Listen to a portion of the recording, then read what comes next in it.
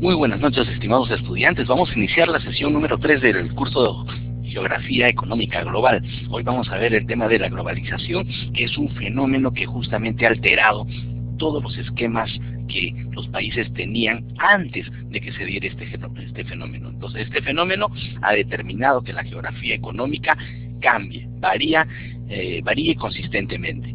Entonces, ¿qué vamos a ver hoy? Vamos a analizar las características de este proceso de globalización mundial y vamos a ver cuál es su influencia en la geografía económica. Lógicamente, en la distribución de los recursos, no nos vamos a referir tanto al aspecto paisajístico, pero sí vamos a ver cómo es que el poder en el mundo se va situando en una región o en otra, y de qué depende y cómo ha influido este fenómeno.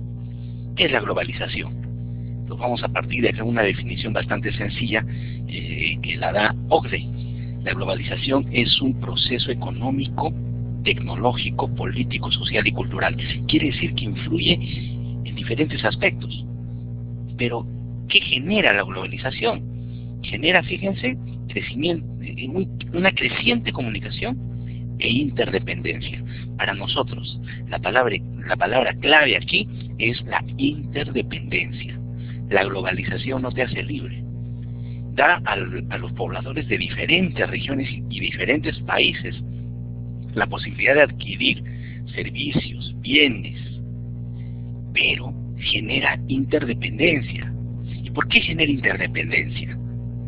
Los países, cuando comienzan a intercambiar entre ellos algunos servicios y bienes, detrás de esas relaciones comerciales existen un conjunto de vinculaciones financieras, y estas vinculaciones financieras tienen impactos notables en la política monetaria de los países. Y es a través de la política monetaria donde se generan algunos lazos de largo plazo. Y finalmente una economía termina dependiendo de otra. Fíjense ustedes lo que pasó en la Unión Europea. La crisis griega, cómo se traslada a toda Europa y genera un conjunto de desequilibrios. ¿Y por qué? Porque justamente estos niveles de interdependencia, que tienen mucho que ver con la solidez de las monedas, con el intercambio monetario de un lugar a otro, mientras más avanzado está un proceso de globalización, mayor interdependencia económica existe entre los países. Y no solamente es que dependemos del otro país porque ellos producen tecnología y nosotros no, y tenemos que comprarles a ellos para mantener una innovación constante. Ese es un punto importante. Sin embargo, en el plano estrictamente económico, esta interdependencia se da en los procesos de monetarización, en las políticas monetarias que tienen los países. Cuando toquemos el tema de la Unión Europea, que viene ya en clases posteriores, ahí ustedes se van a dar cuenta cómo es que al surgir el euro genera justamente un ambiente de mucha interdependencia, donde los países pierden la movilidad de generar política monetaria, es decir, alterar sus tipos de interés y también manejar la base monetaria y la oferta monetaria, que lógicamente van a ser los elementos de regulación, pero al estar en un proceso de globalización, estos instrumentos de estabilización monetaria pierden poder. Es decir, un país no los puede dominar porque se hace dependiente de los otros países, y los países comienzan a tomar decisiones en paralelo. Bueno, como les decía, hay una teoría que explica todo esto, que es el área monetaria óptima. La vamos a ver en clases posteriores. Tiene mucho que ver con el tema, sí, pero ya es un tema muy específico que necesita una tratativa adicional. Entonces, los países se han hecho interdependientes, sobre todo, como les decía, por los aspectos monetarios. Entonces, esta creciente interdependencia económica es mutua. Entonces, ¿qué es lo que sucede? Se comienzan a dar inicialmente transacciones transfronterizas. Gente que lleva y trae mercancía de un país a otro, ¿correcto? Entonces primero se mueven los elementos propios de exportación e importación, nos concentramos pues en el tema de los bienes, pero después se comienzan a exportar e importar servicios, pero también la mano de obra viaja de un país a otro, por lo tanto hay transferencia de factores productivos, la mano de obra como un factor productivo que se traslada de un país a otro, también entra en el mecanismo de globalización económica. Y después, ¿qué es lo que sucede? Después lo que sucede es que las finanzas se van moviendo, ¿ya? Y tomamos como elemento financiero a todas aquellas operaciones donde se mueven no solamente dinero, sino se mueven también activos financieros que se desplazan de un país a otro. Entonces los países venden bonos, las empresas venden acciones de un país a otro, la bolsa de valores se internacionaliza y por ahí comienzan a generarse operaciones de largo plazo. Un ejemplo, hace poco a Lima y han llegado ya unos bancos chinos. Los bancos chinos están trayendo dinero ahorrado por los chinos, sin embargo se está prestando en el Perú. Y los préstamos que produce este banco nuevo que ha llegado están dados por créditos hipotecarios. Y los créditos hipotecarios se vencen o se pagan en 10 años, en 15 años. Por lo tanto, esas operaciones no son de un corto plazo. Esas operaciones tienen un compromiso de pago futuro que puede comprender varios años. Por lo tanto, la empresa que llega, presta dinero a 15 años o a 20 años, está generando un nivel de interdependencia con esta sociedad. Y esta sociedad o este país, ¿qué es lo que sucede? Tiene que mantener estable su moneda. Si la moneda de este país no es estable, las operaciones financieras lógicamente también se van a ver impactadas por este cambio que va alterando justamente el espacio de negociación. Lógicamente, ¿qué es lo que va a suceder? Van a suceder impactos. Y esos impactos que se ven a nivel primero de empresas, posteriormente se van a ver a nivel de país, y es ahí donde justamente se evidencian las crisis.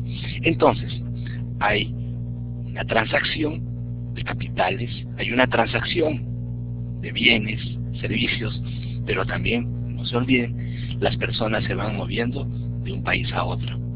Pero no solamente se mueven las personas ni los elementos financieros, también se mueven las ideas de un país hacia otro. Por lo tanto, la globalización no solamente tiene un entorno de aplicación económica, sino también tiene elementos sustanciales que tienen que ver también con los cambios de hábitos de vida que una población puede tener. Entonces, la difusión de la tecnología, ni qué decir. Las empresas son las que finalmente desplazan tecnología de un lugar a otro, como en esta clase lo vamos a ver. Entonces, la globalización, ¿qué implica? Implica flujos de inversión. ¿Y quiénes hacen estos flujos de inversión? Por si acaso, los estados tienen ahí una responsabilidad. Hay activos financieros de los estados, de los gobiernos, que se mueven de un país a otro. Pero los que más mueven la globalización en sí son los capitales de inversión privada. Y estos capitales de inversión privada son organizaciones transnacionales que prácticamente rompen la barrera de los nacionalismos, rompen la barrera de la ubicación geográfica y se van apoderando de todo el mundo. A ver un ejemplo. Ustedes conocen la marca Toyota. Entonces Toyota ha tenido una gran expansión en el mundo. Miren, actualmente Toyota se encuentra en 170 países. No, pero Toyota es japonés. Pero Toyota hace tiempo ya dejó de ser japonés. Como marca se mantiene. El origen de Toyota es japonés. Pero hoy en día Toyota está en 170 países comercializando sus productos. En 26 regiones o países generan actividades de manufactura. Y en 53 plantas se producen los autos. Es decir, en 26 países y en 53 plantas de manufactura. Y aparte tienen 7 instalaciones de investigación y desarrollo. Pero ¿cómo ha sido esto? Toyota sale de Japón, pone filiales en todo el mundo y se apodera del mundo. Y llega el momento que Toyota tiene un crecimiento económico más grande que el PBI de algunos países. Entonces, una transnacional es aquella tremenda organización que finalmente impulsa fuertemente e influye sobre los procesos de globalización. Entonces, ¿quiénes realmente hacen la globalización? Actualmente la globalización está hecha por las empresas transnacionales. Entonces, el comercio exige una estructura económica a economías de escala. ¿Qué significa esto? Vamos a ver lo que es economías de escala. Para esto quisiera ir al siguiente cuadro. A ver, vamos a ver aquí. Miren, tenemos acá las corporaciones en el mundo. Fíjense, todas las que están acá, todos los logos que ustedes ven insertados en este mapa mundi, todas estas son transnacionales. Hay transnacionales grandes, una de ellas, por ejemplo, la que produce alimentos en el mundo, la más grande de todas. Ustedes conocen a Nestlé, conocen a Alicor, y después está Unilever, ¿no? Esas son las tres transnacionales más grandes en la producción de alimentos: Nestlé, Alicor y Unilever. Entonces, ¿qué es lo que sucede con estos señores? Estos señores generan transacciones en todo el mundo, pero lógicamente obedecen al ordenamiento normativo de cada país. Pues cada país ordena sus normas internas, y cuando estos señores vienen a invertir a un país tienen que cumplir las reglas de los países. Pero ¿qué es lo que sucede a nivel mundial? Hay reglas internacionales de cumplimiento obligatorio para todos los países. ¿Y quién pone esas reglas? ¿Quién pone las reglas internacionales? Estas reglas internacionales se conocen, están dentro de lo que conocemos como supranacionalidad. ¿Qué es la supranacionalidad? Es cuando los organismos mundiales, por ejemplo, la Organización Mundial del Comercio, pone ciertas reglas aplicables a todos los países. Entonces las transnacionales toman las reglas del ámbito internacional y bajo esas reglas ingresan a los países. Lógicamente los países para ello tienen que estar alineados a la normativa supranacional. Entonces, ¿qué es lo que sucede? Realmente la globalización la hacen los países, perdón, las transnacionales, y los países son pues los lugares delimitados geográficamente y geopolíticamente, donde se toman decisiones políticas en cada ámbito geográfico, y es ahí donde se comienza a jugar. Pero los grandes hacedores de la globalización son estas grandes empresas. Entonces, ¿qué es lo que sucede? Cuando Toyota se encuentra en más de 170 países, lógicamente reduce las barreras para la circulación de bienes y servicios y también capitales. Pero hay un elemento adicional: ellos tienen que ampararse en lo que son las economías de escala. ¿Y qué es una economía de escala? La economía de escala es producir en grandes cantidades, en enormes cantidades. Y Toyota, para producir, imagínense, vamos a producir el Toyota RAV4, ¿correcto? Entonces, se produce por lote. Entonces un lote podrían ser, no sé, imagino, no tengo el dato en esencia, podrían ser 1000 carros. Entonces, hoy, esta planta número 1 de Toyota va a producir 1000 camionetas 4x4 RAV4. Muy bien, pero va a producir 1000. ¿De qué color? De repente van a ser celestes. Muy bien, entonces, para esto la transnacional Toyota ha comprado un lote de pintura. De repente es todo un barco lleno de tanques de pintura de color celeste y comienza a producir únicamente color celeste. Termina la producción de ese lote y comienza a producir esa camioneta, pero en color rojo. Entonces comienzan a producir en grandes cantidades que finalmente terminan abaratando costos. Entonces la producción en amplio nivel es una economía de escala. Y esa economía de escala abarata costos. Y lógicamente es una de las esencias para que estos señores dominen el tema de costos y sea difícil entrar a competir con estas transnacionales. Lógicamente China, fíjense ustedes, China, para incorporarse dentro del mercado mundial, ha tenido que crear transnacionales.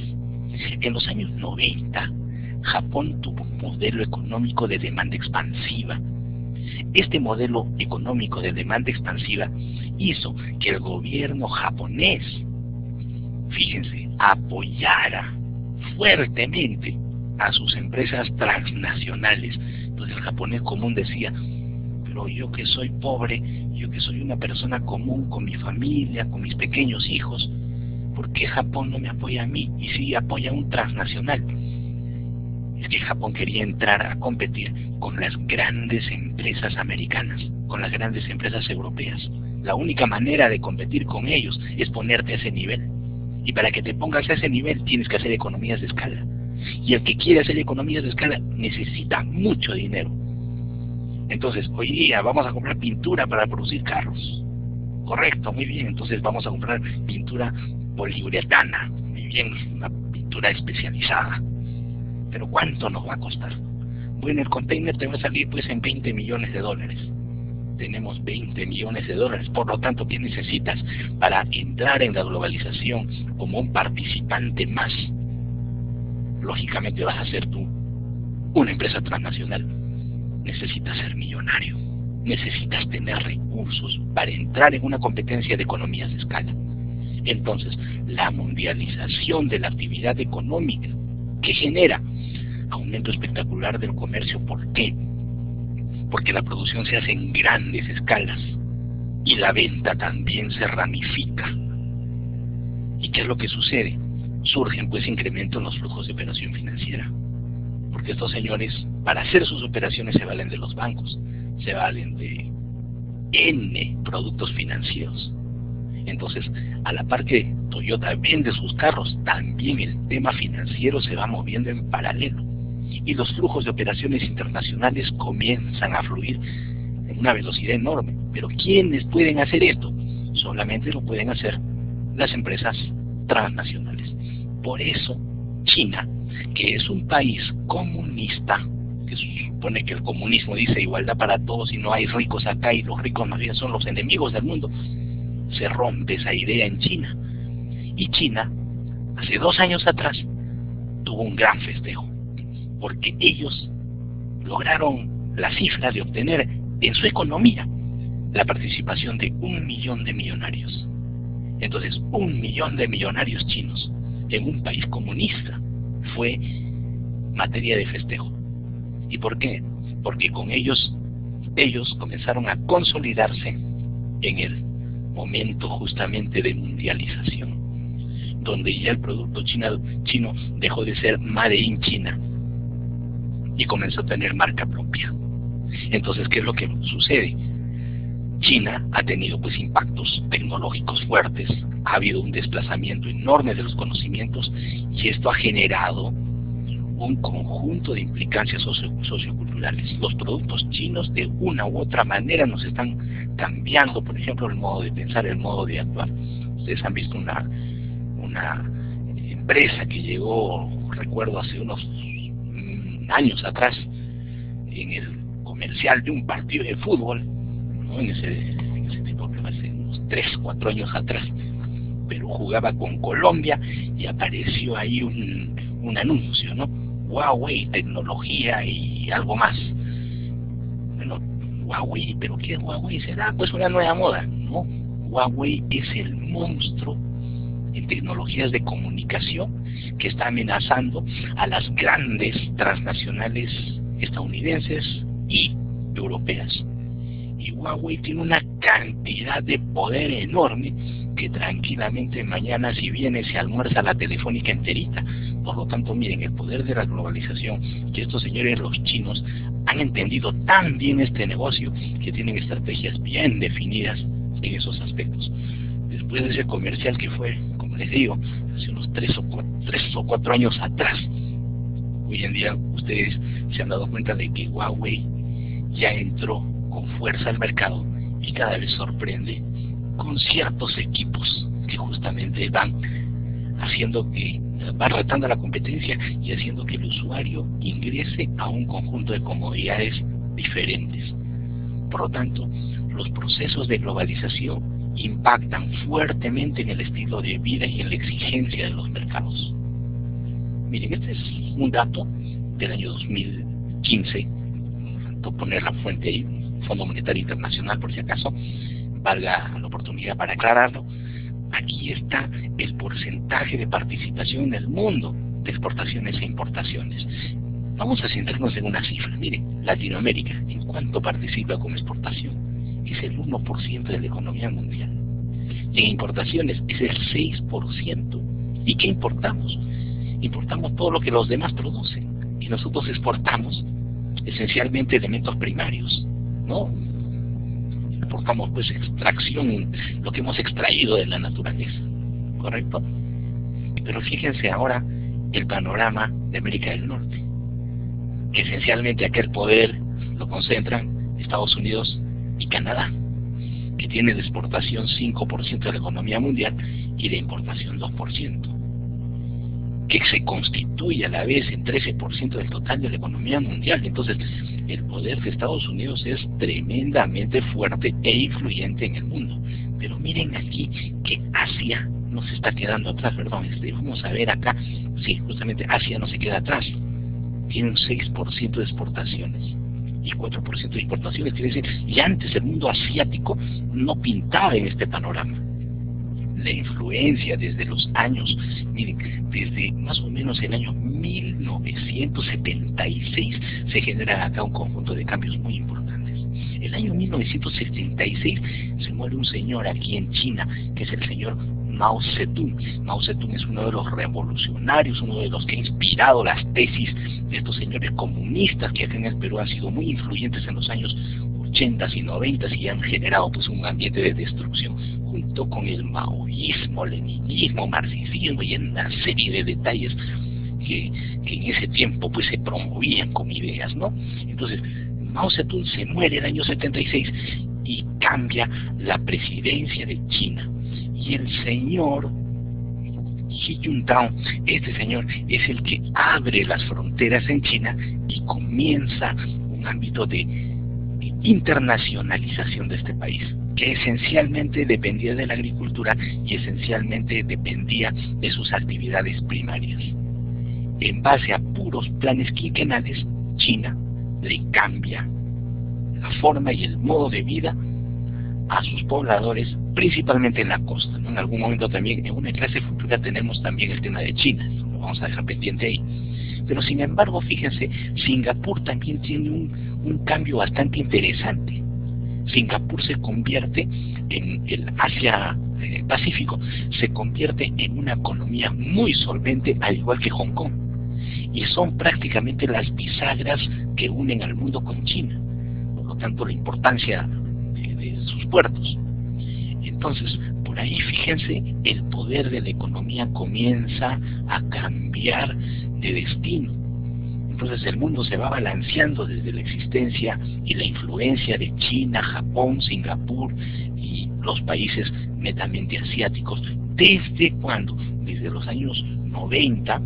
China, si bien es cierto, China comenzó sus transformaciones el año 1976, ya para el año 1990, y la configuración de lo que ellos querían hacer en la economía global ya estaba bien definida, y lo único que han hecho es seguir los planes que han ido adoptando.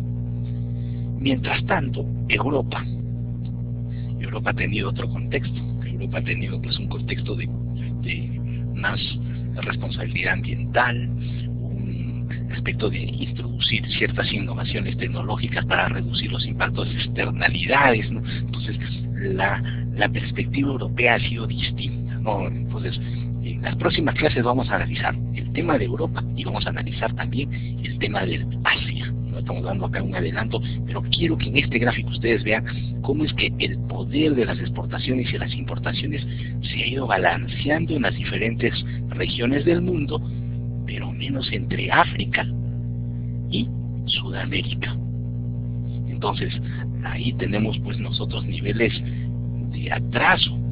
¿Y por qué ha sucedido esto? Ese es el tema en sí. Entonces ya hemos visto que existe una influencia enorme de estas corporaciones transnacionales, y vamos a ir viendo por qué ese conjunto de transformaciones no ha llegado todavía a Latinoamérica y África, que nos mantenemos pues relegados en la importancia del comercio internacional. En principio, hay un aumento exponencial de los flujos financieros internacionales con tantas transacciones que van generando estos señores. Por lo tanto, los flujos internacionales no los mueven los países, los mueven las transnacionales. Una fuerte expansión del comercio internacional, lógicamente también amparada en la iniciativa y en el poder de las transnacionales. Y los estados tan solo brindan aspectos normativos para regular, fíjense ustedes, estas operaciones. Entonces hay concentración empresarial, se fusionan los capitales, se absorben, cada vez las transnacionales se hacen más fuertes. Y ya hemos mencionado justamente el tema de la incorporación de estos señores, la deslocalización empresarial.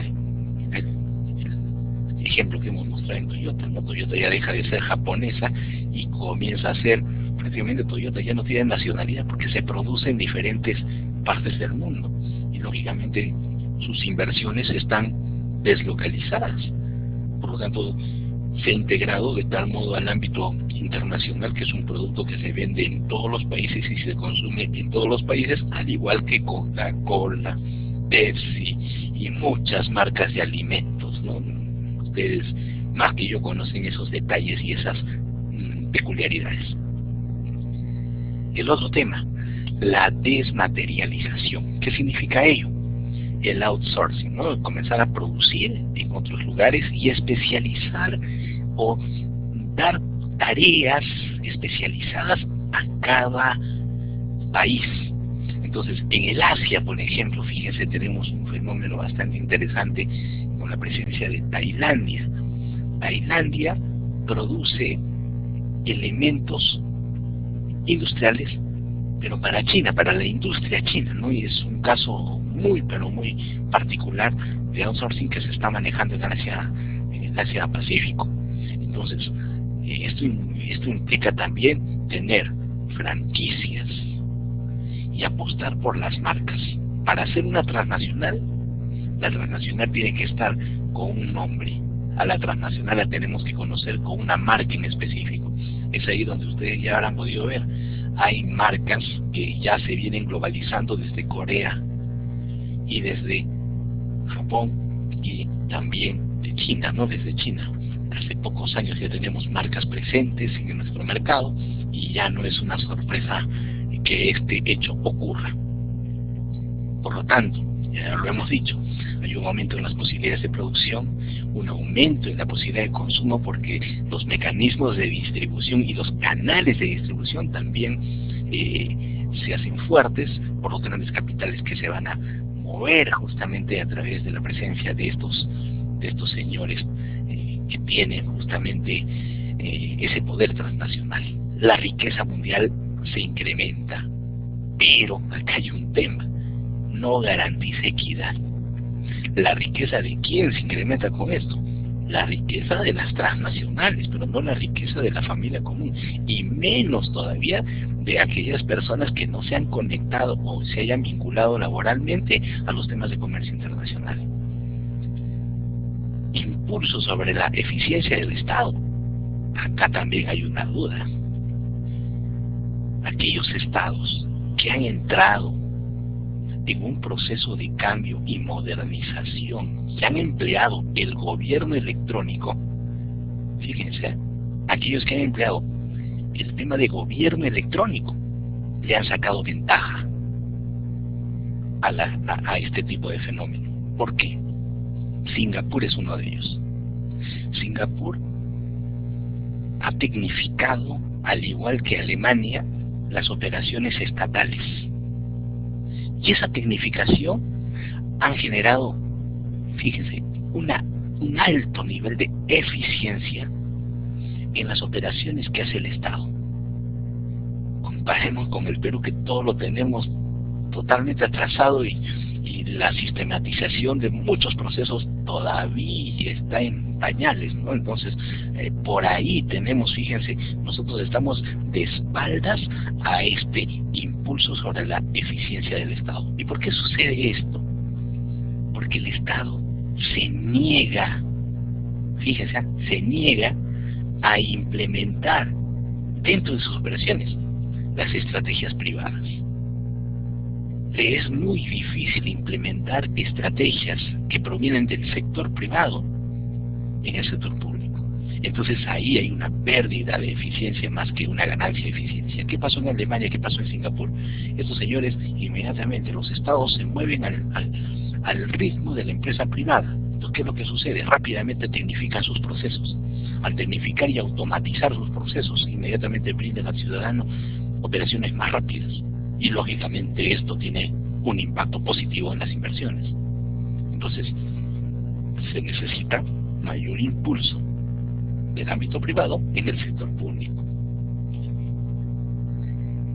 ¿Y existen algunos aspectos antiglobalización? Claro que sí. Si la globalización nos da la posibilidad de obtener bienes a nivel mundial y comprar lo que produce el mundo en cualquier momento y que te lo lleven a tu casa, hay personas que se van contra la globalización, pero la globalización en sí es un fenómeno tan grande, tan amplio, que no tiene patria, que no tiene lugar específico en el mundo. Por lo tanto, ¿contra quién protestamos? Si es un fenómeno, estamos protestando frente a un fenómeno. Realmente las personas han equivocado entonces la esencia de su protesta. La protesta debería ser contra los efectos que algunas empresas que están dentro del juego de la globalización cometen frente al consumidor, cometen frente a los países. Entonces, ¿qué es lo que sucede? Muchas personas embanderan de repente su forma de pensar y luchan contra el poder de las multinacionales y las transnacionales. Y muchos políticos salen con discursos nacionalistas que prometen de que a estos sinvergüenzas que han venido de repente a enriquecerse, explotando aquí al pueblo, nosotros le vamos a poner paria a todo ello, pero no van a poder, pues porque hay reglas que están ahí advertidas. Lo que sucede es que en estas reglas, cuando se diseñan estas reglas, entra pues el bicho de la corrupción, y ahí el bicho de la corrupción termina desbaratando cualquier buena intención.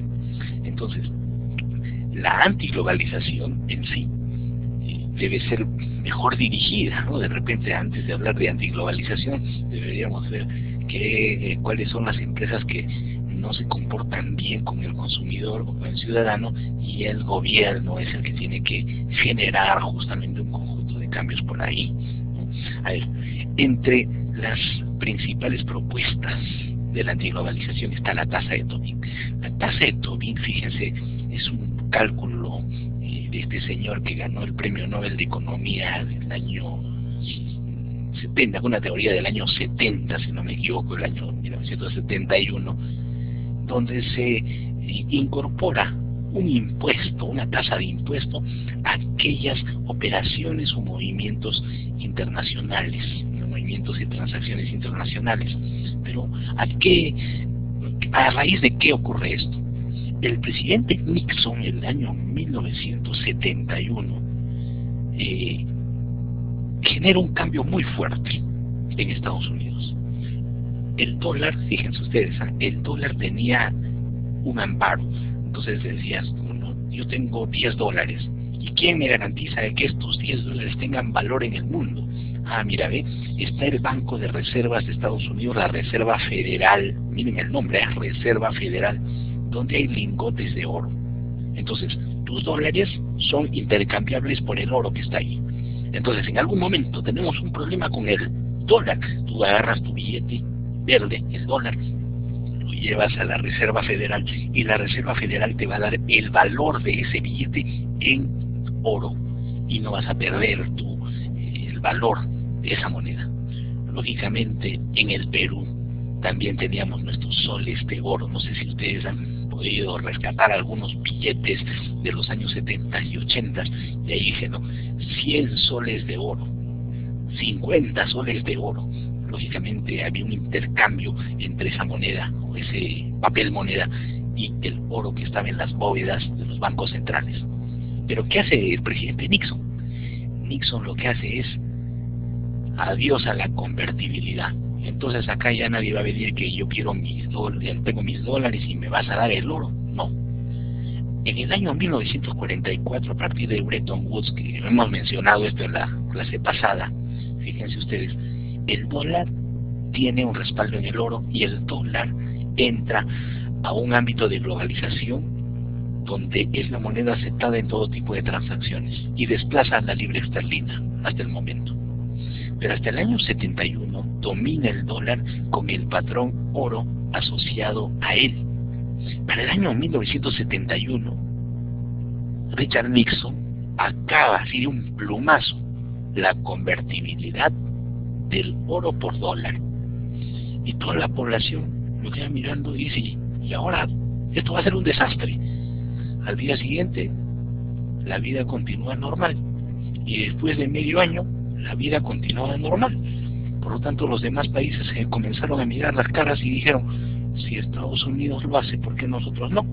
Y a partir de ahí, la acuñación de muchas monedas en el mundo dejaron de decir 100 soles de oro, no, ya no, 100 soles, nada más.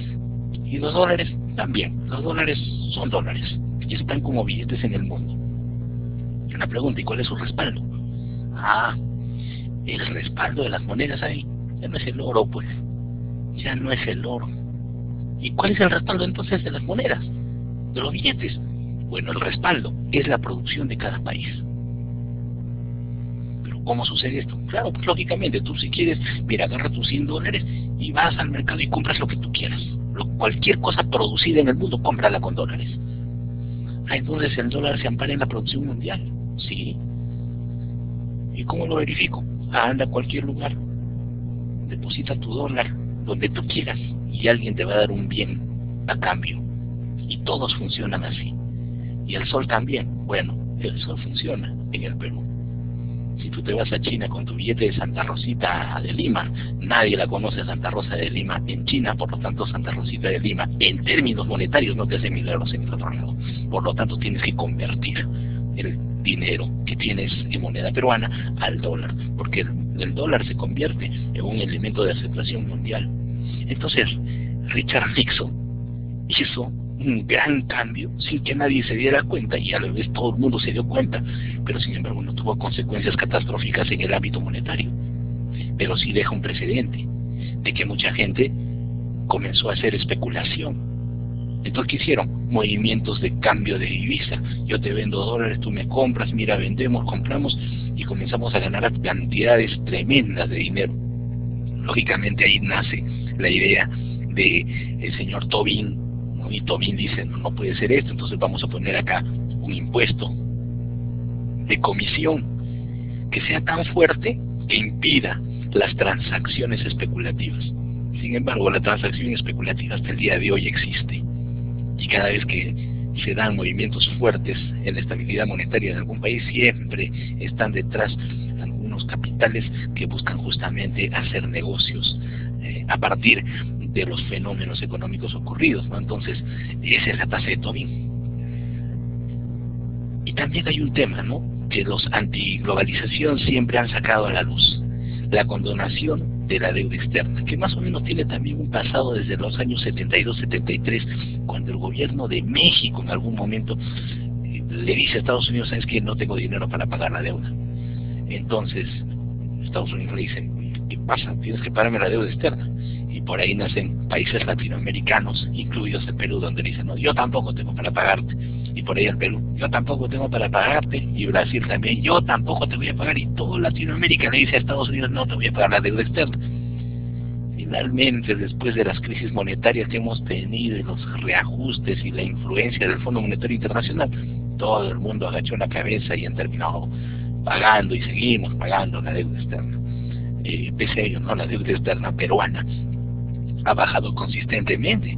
Ahora es más o menos el 18% del PBI, ¿no? Y es una cifra un poco manejable. La liberalización de la circulación de personas. Muy bien, entonces tú, transnacional, tú me vendes, yo te compro y tus productos fluyen por todo el mundo. Entonces yo también quiero viajar, también quiero ser un poblador del mundo, por lo tanto quiero viajar a Estados Unidos sin visa, quiero irme a Europa sin visa. Y Entonces, la petición de que la circulación de las personas también tenga un ámbito libre, ¿no? Entonces esto todavía está regulado en algunos países. Y lógicamente el poder de las multinacionales metidos en todas las operaciones que existen en el mundo es algo evidente, ¿no? Entonces, ¿qué es lo que sucede acá? El Fondo Monetario Internacional, la Organización Mundial del Comercio y el Banco Mundial comienzan a marcar ciertas pautas en materia de política monetaria, en materia de política macroeconómica. Fíjense, aquí hay una afirmación bastante interesante de Nelson Mandela. Los invito a ustedes a que lean esta afirmación. Rápidamente vamos a darles medio minuto para hacer lectura rápida de este.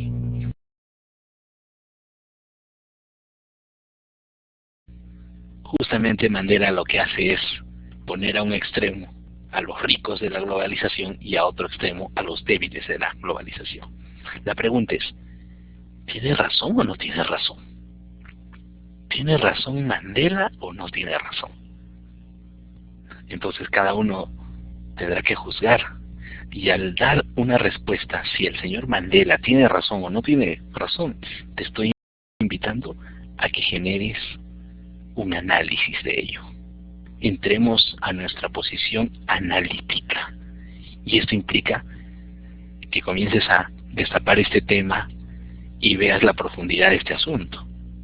Entonces, vamos a resolver ese dilema, pero vamos a apoyarnos en algunos elementos previos. El proceso de globalización, fíjense ustedes, ha transformado la base de la tecnología en nuestra sociedad. Pero, ¿cómo se transforma la base de la tecnología?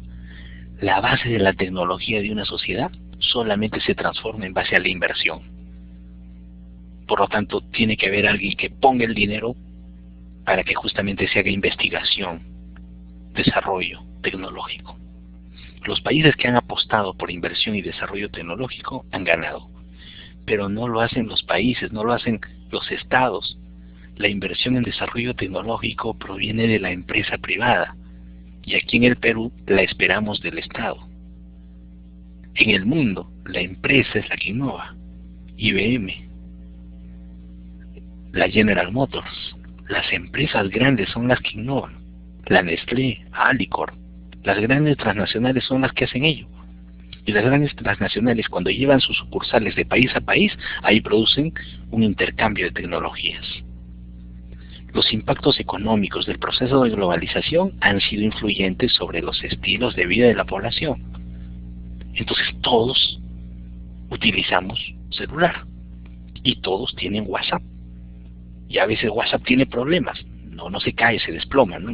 Bueno, no sé realmente cómo será ello, pero eso sucede, ¿no? Entonces, ¿qué es lo que hay detrás de todo esto? Hay impactos económicos y hay impactos fuertes sobre los estilos de vida. Y esos estilos de vida que van cambiando, van transculturizando a las sociedades. Hoy en día decimos, ¿no? El celular, el Facebook, el WhatsApp, cada vez nos une, ¿no? Une a las personas. Pero cuando estamos almorzando con alguien y estamos agachados ahí con el celular, realmente nos damos cuenta de que este tipo de tecnologías separa a las personas, ¿no? Entonces, cuando estamos en cercanía física, estas tecnologías tienden a separarnos. Y cuando estamos lejos nos tienden a unir.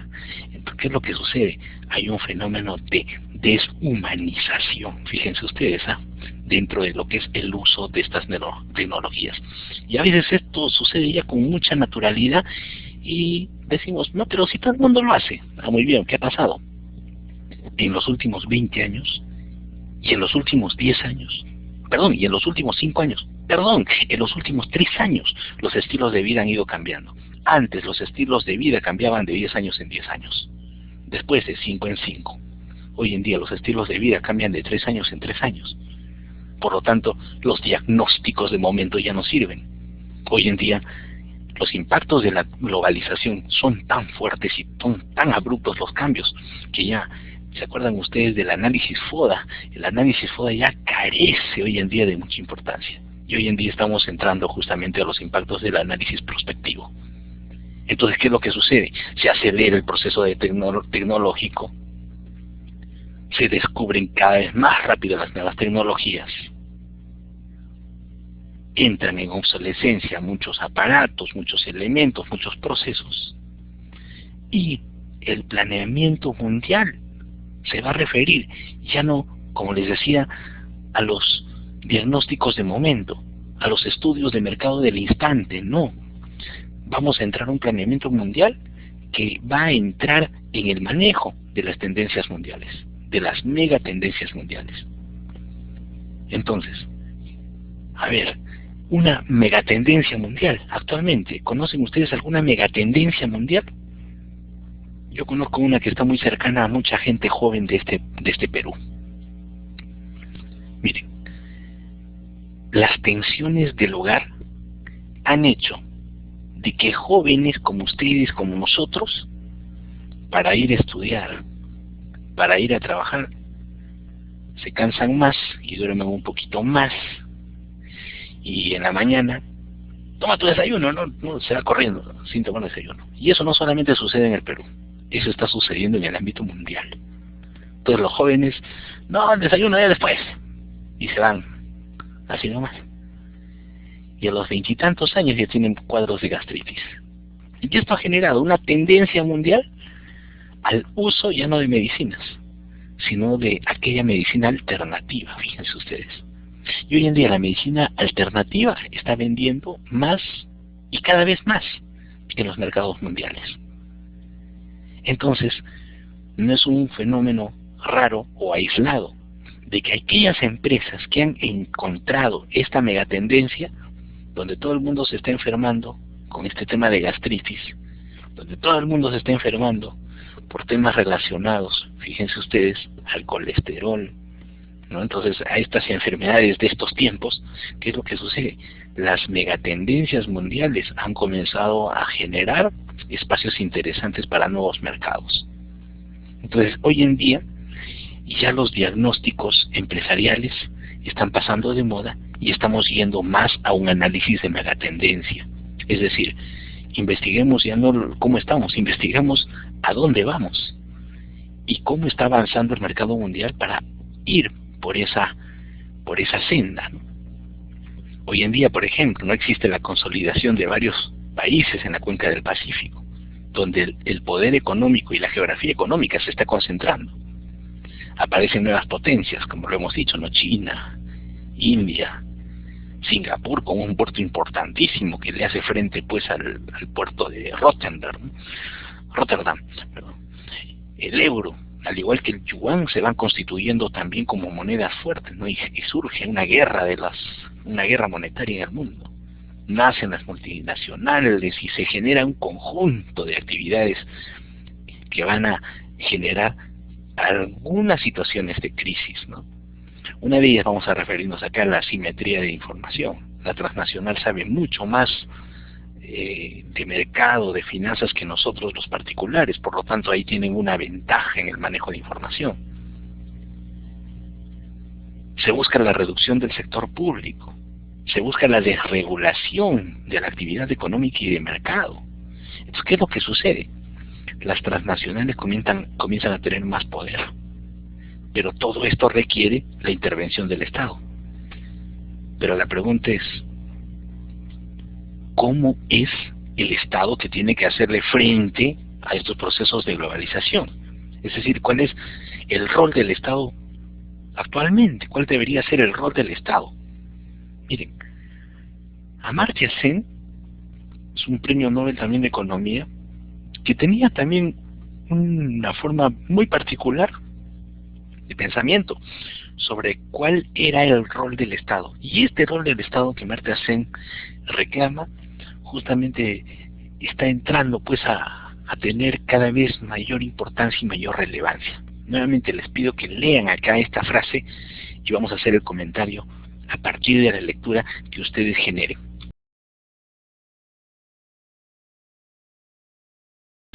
Muy bien, entonces, Necesitamos una alianza entre Estado y mercado, no para que el Estado destruya el mercado, ni que el mercado se sienta muy libre y dueño de todo. Toda economía comienza a distribuir sus bienes desde el ámbito privado. Entonces la persona A produce un determinado bien y la persona B produce otro determinado bien, trueque entre las dos personas cambian. Y eso cuando evoluciona se genera pues que la presencia del panadero, está el zapatero, está la persona que te corta el cabello, pero también está la persona que arregla el celular, el que lo vende, el que vende comida, el que vende ropa, el que vende tecnología, el que vende N cosas. Entonces el mercado libre ahí, cada quien compra, cada quien vende, cada quien produce. Pero llegan momentos donde justamente estas grandes transnacionales comienzan a ser influyentes y comienzan a existir ciertas empresas que comienzan a tener poder en el mercado. Y hay gente que maneja tan bien el mundo de las finanzas que comienza a estafar a otros y se producen justamente fenómenos de defraudación, fenómenos de fraude, cuando uno estafa al otro.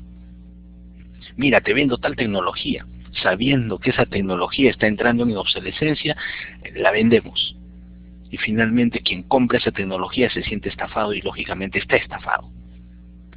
O personas que le dicen, no, te voy a vender una acción y esa acción de acá en el futuro está creciendo y finalmente esa acción se está yendo en picada, ¿no? Entonces nos están vendiendo un papel que no vale nada. Y ahí están pues los activos tóxicos, que se dan por la presencia de operaciones fraudulentas. Entonces, ¿qué es lo que se necesita? Se necesita pues la participación del Estado. Pero un Estado, fíjense ustedes, responsable en el ámbito que le corresponde. ¿Y cómo es este Estado? Entonces un Estado cumple, fíjense ustedes, cumple 3 funciones esenciales. La primera, donde no hay un servicio público lo brinda, ¿no? El rol subsidiario del Estado. Entonces tenemos servicios públicos, ¿no? Servicio de educación, servicio de salud, seguridad, justicia. Y actualmente esto se encuentra justamente en las políticas multisectoriales y en manos de los ministerios, ¿no? Ministerio de Educación, Ministerio de Salud, Ministerio de Seguridad, de Justicia y los demás, Ministerio de Transporte, Telecomunicaciones, ¿no? Pero ¿qué es lo que sucede? El Estado se administra con normas y el Estado influye en el ámbito geográfico que le corresponde. Ahí hablamos del dominio geopolítico. Entonces el Perú, el presidente tiene influencia sobre todos los límites, dentro de los límites del Perú, ¿no? Y es a través del derecho público, del derecho privado y del derecho mixto que el Estado va participando. Entonces el Estado promueve estas normas, pero el Estado también actúa como un empresario adicional.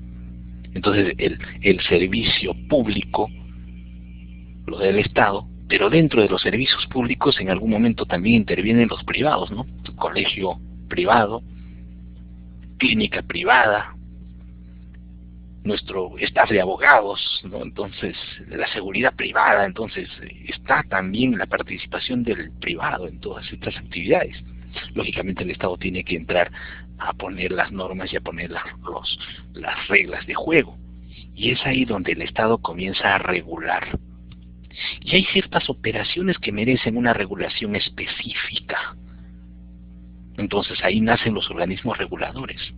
Entonces el Estado, si bien es cierto, ellos producen servicios públicos, también tienen que ingresar a cierto ámbito en la regulación de ciertas partes del mercado. Entonces los organismos reguladores ya los conocemos, ¿no? OCINER en el campo de la energía, OCITRAN, OPSITEL, SUNAS, y hay otros organismos más que van regulando ciertas actividades. No es que el Estado se meta en las decisiones privadas, sino que regula un equilibrio entre quien compra y quien vende, y a partir de ahí pone algunas reglas para que la cosa vaya más justa. Pero a partir de esta regulación también el Estado identifica dónde tiene que promover el desarrollo y dónde tiene que promover la inversión. Entonces, el rol del Estado en la geografía económica, fíjense ustedes, se da en estos tres ámbitos: en la dotación de servicios públicos, en la regulación pública y en la promoción que genera para el desarrollo.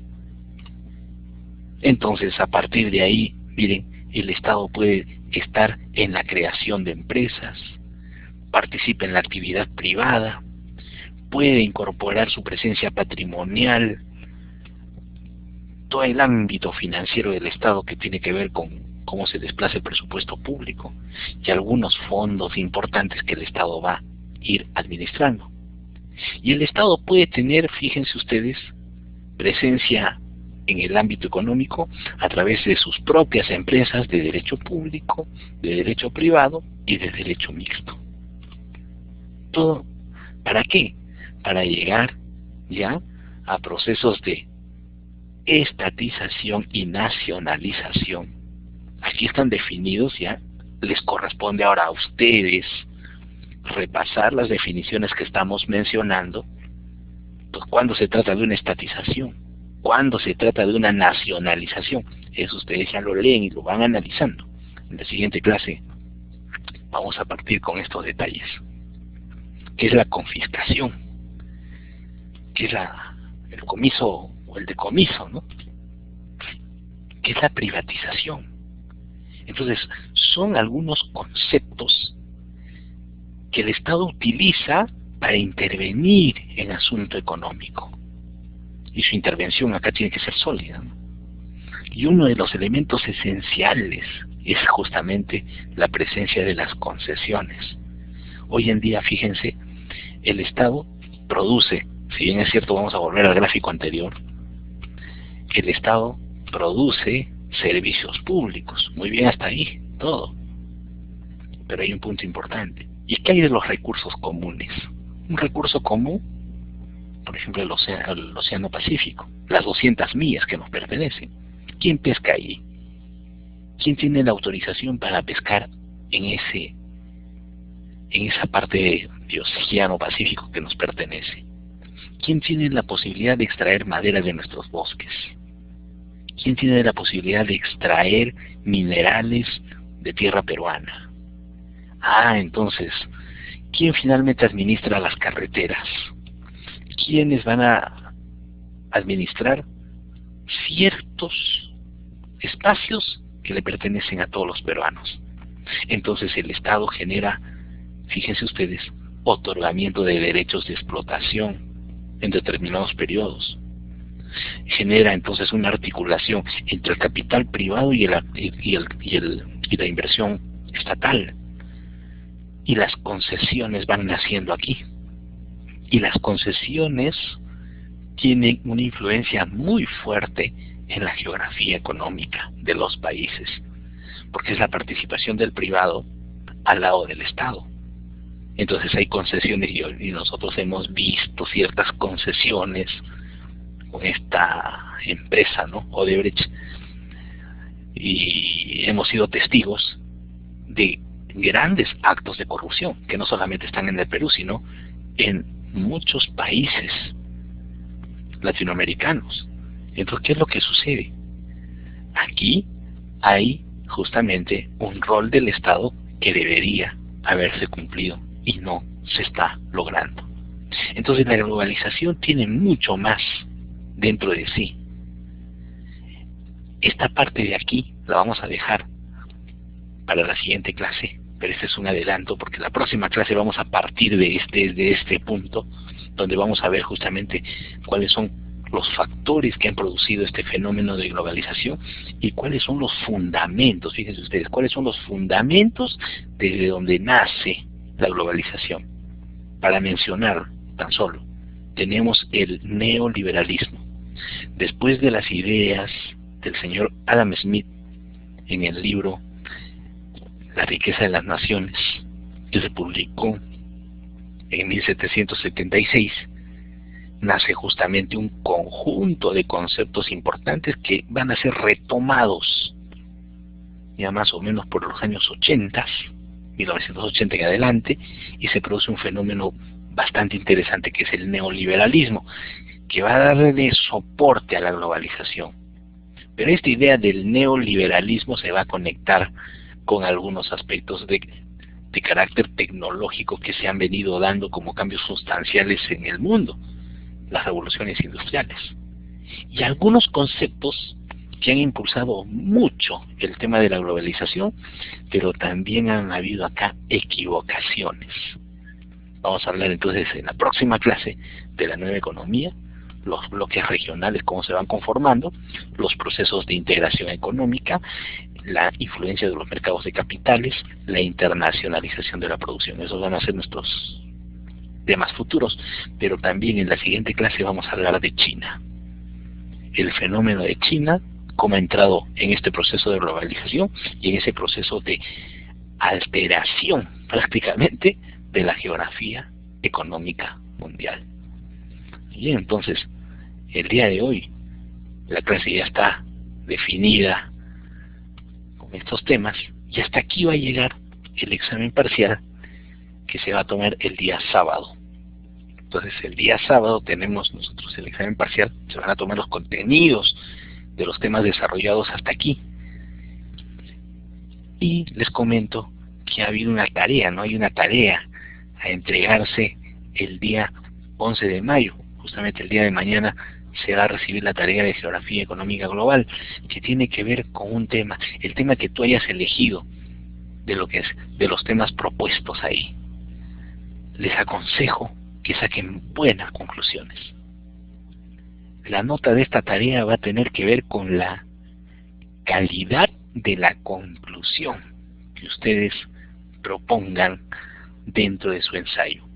Más allá de que sea esto una copia del internet, les pido por favor análisis, les pido por favor que ingresen a responder algunas preguntas. Por ejemplo, ¿no? ¿Cómo es que si ustedes eligieron, por ejemplo, ahí he visto algunos trabajos interesantes sobre los objetivos del milenio? Los objetivos del milenio, desde el momento que se han dado, desde su propuesta, han variado la geografía económica, y los objetivos del milenio tienen mucho que ver con el tema de pobreza. Entonces, ¿cuán influyente han sido las políticas que han nacido, las políticas de los estados, a partir de los objetivos del milenio, que han venido aplicando justamente los países, han sido influyentes en la geografía económica y esencialmente en los mapas de pobreza? Eso es lo que tendrían que ustedes comentar, si han elegido ese objetivo. Si ustedes eligieron, por ejemplo, geografía económica y educación mundial, comenzamos a pensar, pues entonces, Finlandia, que es un referente en educación mundial, la presencia de Finlandia, ¿por qué Finlandia tiene un rasgo de éxito educativo en esa región del mundo? ¿Y por qué aquí en Latinoamérica nos hemos quedado tan rezagados en tema de educación mundial? Y ese tema de educación mundial, ustedes lo articulan con la geografía económica. Miren, los países que en educación están marcando pauta interesante hoy en día son Singapur, los países nórdicos y también el fenómeno de Corea del Sur. Y estos países han comenzado a crecer en sus términos de investigación. Investigaciones aplicadas que tienen que ver con la transformación de los ámbitos productivos. Entonces, ¿la geografía económica se ha alterado en esos detalles? Sí. La mundialización, entonces, en este caso, el tema de la educación en el ámbito de la geografía económica sí es un factor preponderante. Y lógicamente los ingresos per cápita, el dinero que reciben las personas formadas en estos países es cada vez más alto que aquellos países que han descuidado su ámbito educativo. Por lo tanto, miren, la educación mundial sí tiene que ver con la geografía económica. Por ahí alguien ha utilizado el tema de geografía económica y corrupción.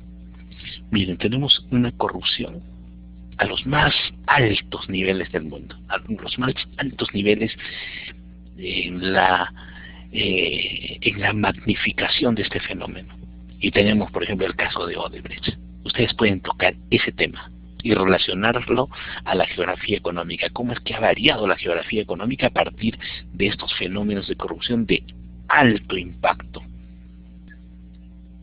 También pueden tocar el tema de consumo global y geografía económica. ¿Dónde se ha movido el consumidor mundial? Podrían tocar el tema de China como consumidor mundial, o también al estadounidense como consumidor mundial, que han tenido también etapas bastante interesantes en Estados Unidos sobre el consumo. Fíjense, después de la Segunda Guerra Mundial se da un fenómeno bastante interesante que es el baby boom. A partir del año 1946 en adelante, las tasas de natalidad en Estados Unidos se elevan considerablemente después de la guerra, de la Segunda Guerra Mundial. Esto ha producido un fenómeno muy interesante a ser estudiado dentro, por ejemplo, de la geografía económica en Estados Unidos. Y eso ha sido influyente incluso hasta en la propia Latinoamérica. Entonces, a partir de los temas sugeridos que se han mostrado ahí, ustedes por favor hagan un ensayo. La magia de este ensayo, ¿dónde está? Planteen bien en la introducción. Ahora les voy a decir algo más. ¿Cómo voy a corregir el ensayo? Cuando ustedes remitan sus trabajos, ¿cómo voy a corregir los ensayos que ustedes van a remitir? Si veo que la idea principal que tomaron ustedes en la introducción está bien desarrollada, la idea principal que ustedes han tomado está bien planteada, todavía no voy a ver el desarrollo del ensayo. Me voy a ir directamente a la conclusión y voy a ver a qué idea han arribado ustedes. Entonces leo la conclusión del ensayo que ustedes van a enviar. Leo la conclusión y digo, muy bien, entonces el estudiante o la estudiante han partido de una premisa que está como una idea en la introducción. Y finalmente han llegado a una conclusión. Y luego comienzo a revisar los datos. ¿En qué amparas tu conclusión? Un ensayo es una propuesta que un estudiante hace. ¿Con qué finalidad? Con la finalidad de desarrollar la capacidad analítica. No ser un copiador y pegador de internet. No, eso no. Queremos que ustedes comiencen a pensar a partir del curso que se ha diseñado para ustedes. Y a partir de ello, incorpores en ti el pensamiento crítico que tan necesario es hoy en día en las empresas privadas y en el ámbito público. Y el día que llegues a trabajar en alguno de estos lugares, tengas esa capacidad analítica de darte cuenta rápidamente sobre cómo están funcionando los fenómenos empresariales, los fenómenos económicos, y a partir de ello inmediatamente propongas soluciones. Entonces eso es lo que se busca con este ensayo. Mover tu pensamiento crítico, mover tu pensamiento analítico y argumentativo. Entonces, esa es la intención de hacer este ensayo de entre 500 a 800 palabras.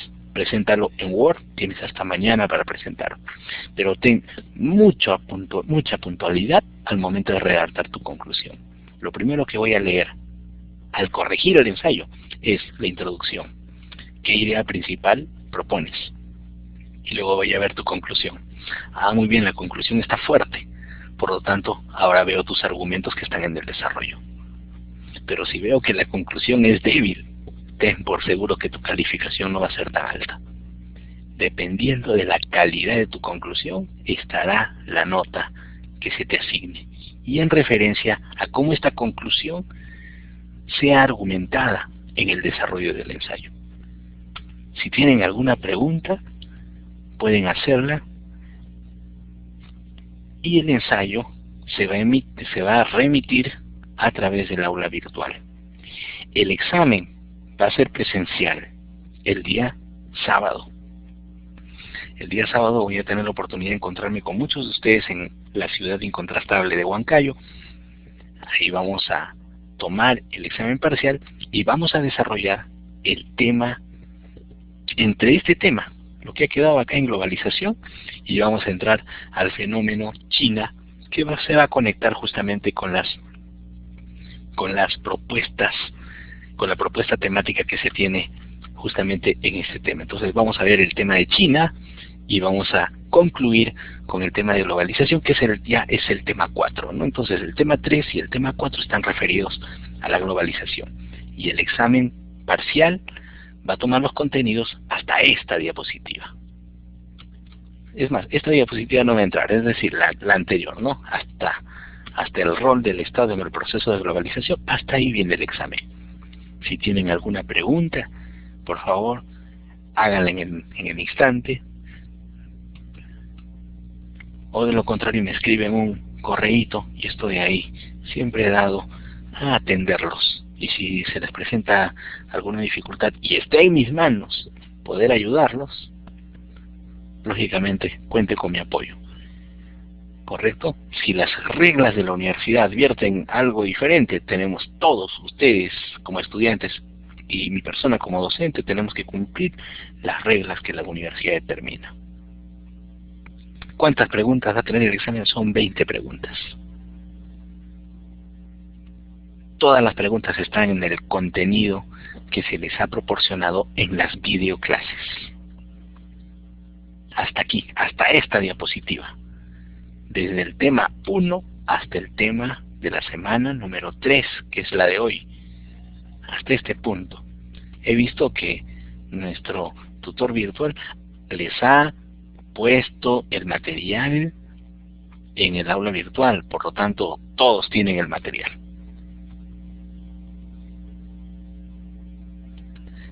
A ver, el examen viene de las videoclases.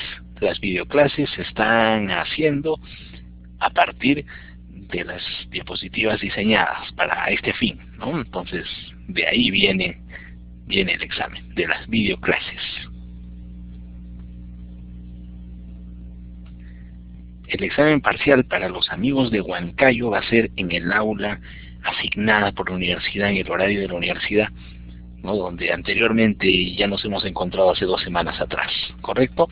Entonces yo los espero en Huancayo este día sábado para rendir el examen, y lógicamente en las otras regiones también se está programando este mismo examen en todas las sedes. Bueno, les agradezco por la atención que han brindado a esta clase.